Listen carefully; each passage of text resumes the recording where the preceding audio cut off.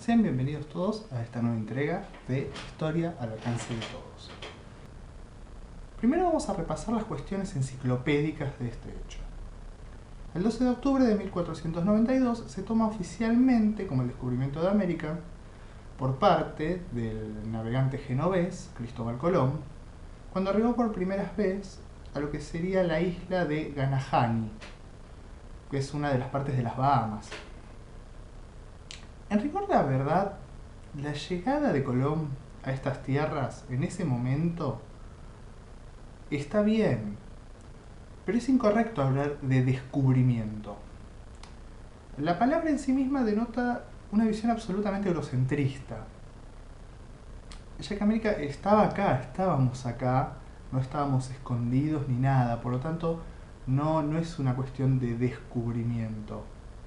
Simplemente que el hombre europeo no había navegado por estas costas anteriormente, por lo menos el hombre europeo de España, Francia, de lo que sería la región occidental.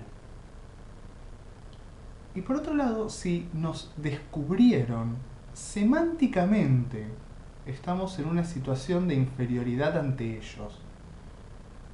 Capaz me pongo un poco quisquilloso con las palabras, pero es porque justamente la conquista de América, si bien también fue mucho por la fuerza, la gran parte de la conquista fue a través de la palabra y del idioma.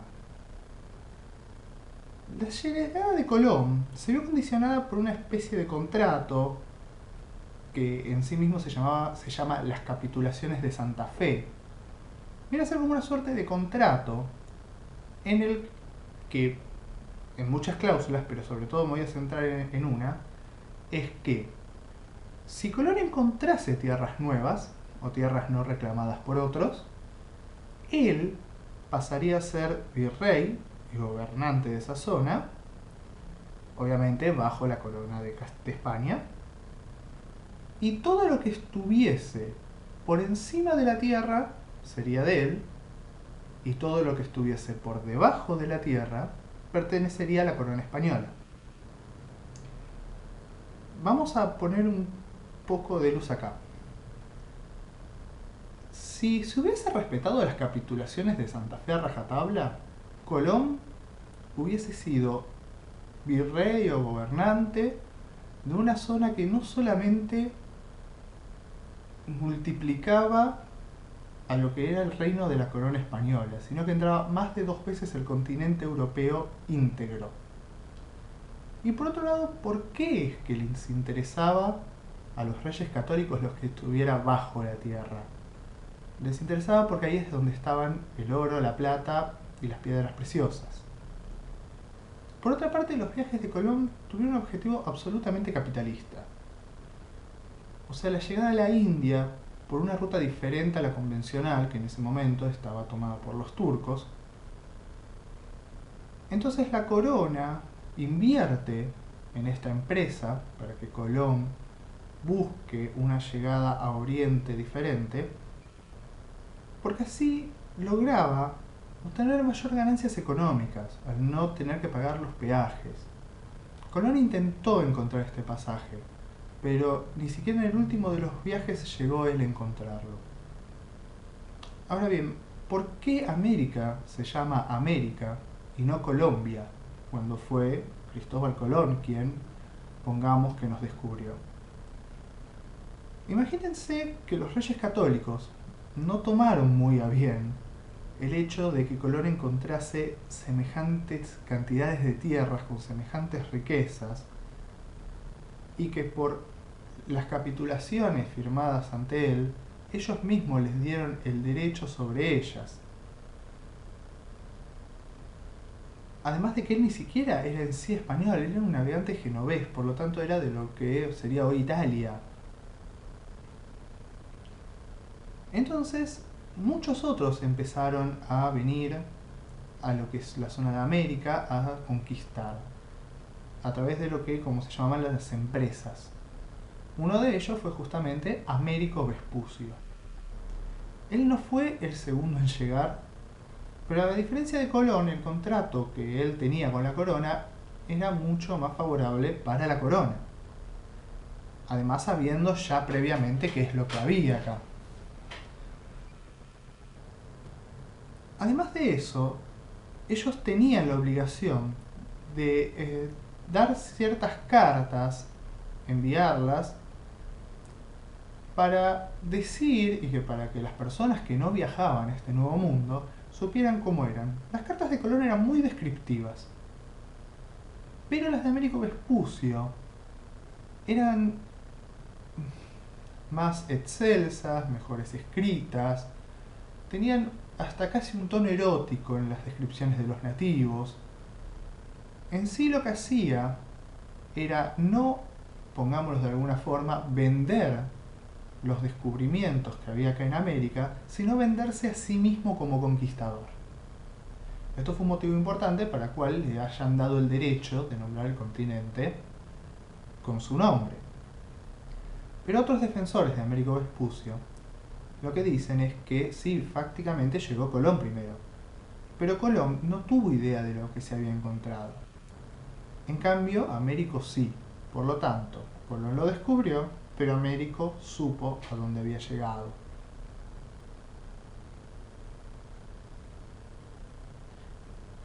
Por otro lado, hay dos formas de ver la conquista de América.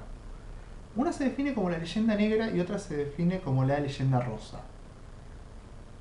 Básicamente, la leyenda negra lo que dice es que el europeo vino hacia América e hizo una masacre absoluta, saqueó, mató, hizo las peores cosas dichas por la humanidad y se fueron. No sin antes, obviamente, conquistar.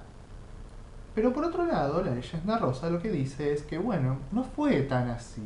Sí hubo batallas, pero fue más una conquista a través de la fe y de la palabra. Esto lo quiero dejar en claro hoy porque seguramente tenga que hacer apreciaciones de este tipo a futuro y prefiero dejarlo en claro desde primeras instancias. En la historia no hay ni blancos ni negros en ningún proceso. Es toda una escala de grises, más claros o más oscuros. No hay hecho histórico o proceso histórico que podamos definir bajo la vara del bien o del mal o del blanco y el negro si lo analizamos en profundidad, a nivel investigativo, claro. Pero, en opinión personal, la conquista de América se acerca más a lo que fue la leyenda negra, sobre todo quizás en la parte de la conquista de lo que es Centroamérica, ya que si vemos el mapa de esos lugares, no queda absolutamente ningún nativo. Tampoco quedan descendientes de nativos. La aniquilación en esa zona fue absoluta. Y quizás se toma como nativos a las personas afroamericanas que viven ahí. La gente que vivía antes del periodo colombino en esa zona no eran afroamericanos. Estos son descendientes de los esclavos africanos que trajo la corona para reemplazar la mano de obra que ya habían aniquilado previamente. Quizás en lo que es Sudamérica se pueda hablar un poco más de una leyenda rosa, tirando un poco más oscuro de vez en cuando, pero sobre todo en lo que es la conquista de América Central no hay mucho a qué discutirle.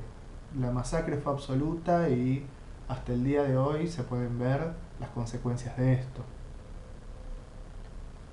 No quiero que me malinterpreten como un defensor de lo americano, porque yo soy justamente uno de los más críticos de la historia americana.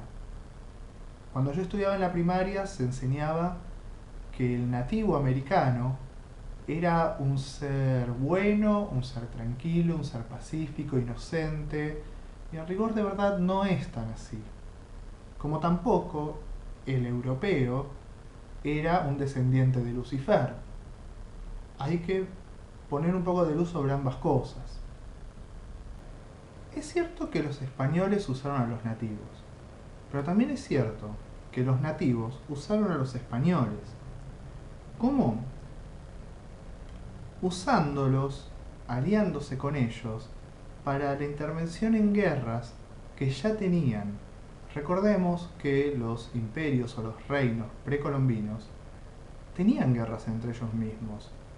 y usaron justamente a los españoles como aliados para poder terminar esas guerras de alguna manera. ¿Qué tan guerreros eran? No hay mejor ejemplo que lo que sería el Imperio Azteca. El Imperio Azteca era un imperio guerrero, muy fuerte y muy temido, tanto por españoles como previamente por sus vecinos americanos. Ahora, ¿qué ventajas tenían en este caso los españoles sobre los pueblos nativos como el azteca? Las armaduras, espadas de hierro, caballos, perros de ataque y obviamente las armas de fuego, entre otros. Pero a su vez, los nativos también tenían ventajas.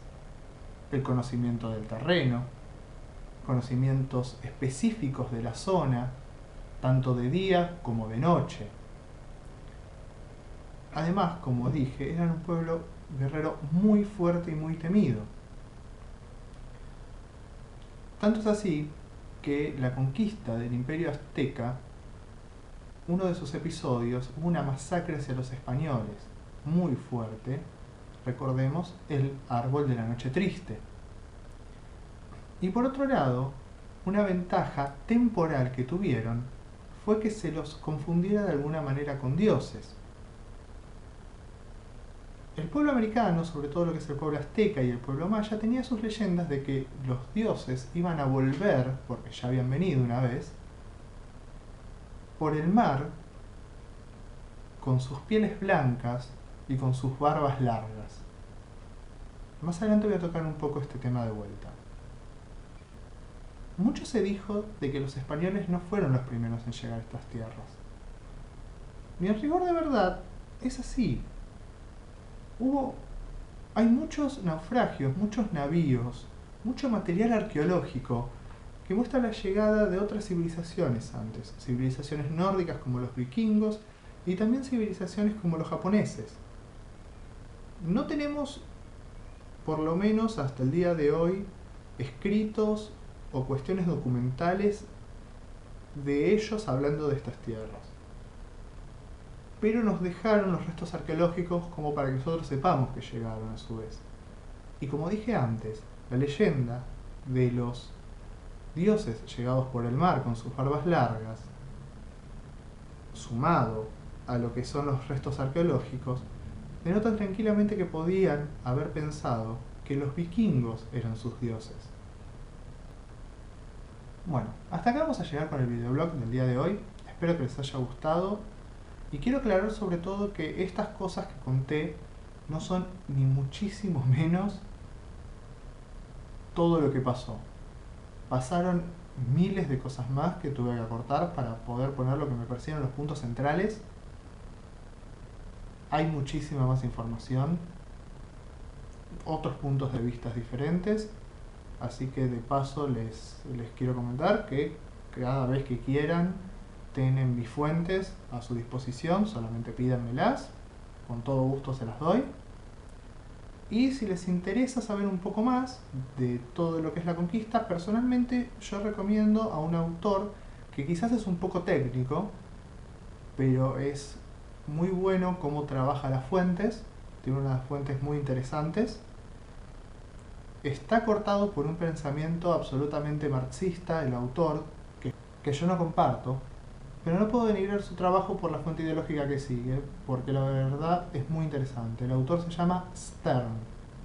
Les repito, no se queden solamente con esto que dije, porque dentro de los pocos puntos que toqué, cada uno da como mínimo para un seminario, y me estoy quedando corto.